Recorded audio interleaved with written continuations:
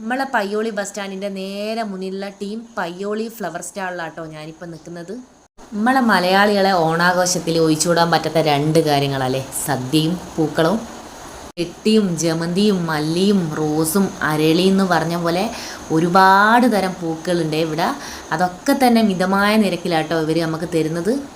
നമ്മളെ നാട്ടിൽ തന്നെയുള്ള ടീം പയ്യോളി എന്ന് പറയുന്ന ഒരു സൗഹൃദ കൂട്ടായ്മയാണ് ഈ ഒരു പൂ സ്റ്റാൾ ഇവിടെ ഇട്ടിട്ടുള്ളത്. പണ്ട് നമ്മളെല്ലാവരും നമ്മളെ വയലും പറമ്പിലൊക്കെ നടന്ന് കാക്കപ്പൂവും കൊച്ചപ്പൂവും കോളാമ്പിപ്പൂവും തുമ്പപ്പൂവും ഒക്കെ പറിച്ചിട്ടായിരുന്നില്ലേ പൂടൽ. ഇന്ന വയലും പറമ്പെല്ലാം കുറേശ്ശെ ഇല്ലാണ്ടായിക്കൊണ്ടിരിക്കുക അല്ലേ. ഉള്ള പറമ്പിലും വയലിലൊക്കെ ആട്ടെ ഈ പറഞ്ഞ പൂവൊന്നും ഇപ്പം കാണാനേ ഇല്ല. മാത്രമല്ല എല്ലാവരും ഇപ്പോൾ ഒരു തിരക്ക് പിടിച്ച ജീവിതത്തിലല്ലേ, ഓടടാ ഓട്ട. അപ്പോൾ പിന്നെ നമ്മളെല്ലാവരും ഇങ്ങനെ വാങ്ങിയിട്ട് മാത്രമല്ലേ ഇപ്പം പൂടുന്നത്. അപ്പോൾ നമുക്ക് ഒരു 10 ദിവസമൊക്കെ പൂടണമെങ്കിൽ ഒരുപാട് പൈസ ആവില്ലേ.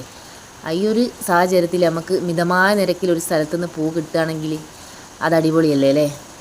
1 മുതൽ പൂവിടുന്നവരും ഇനി 9, 10 പൂവിടാൻ പോകുന്നവരൊക്കെ നമ്മൾ ഈ ഒരു സൗഹൃദ കൂട്ടായ്മേൻ്റെ ഈ ഒരു പൂ സ്റ്റാളിലേക്ക് ഇങ്ങ് പോരിട്ടോ. ചെട്ടിയും ജമന്തിയും മല്ലിയും അരളിയൊക്കെ വാങ്ങിയിട്ട് നമുക്ക് നല്ല അടിപൊളി ഒരു പൂക്കളം തന്നെ തീർക്കാം കേട്ടോ. അപ്പോൾ സ്ഥലം മറന്നുകൊണ്ട് നമ്മളെ പയ്യോളി ബസ് സ്റ്റാൻഡിൻ്റെ നേരെ മുന്നിൽ ടീം പയ്യോളി ഫ്ലവർ സ്റ്റാൾ.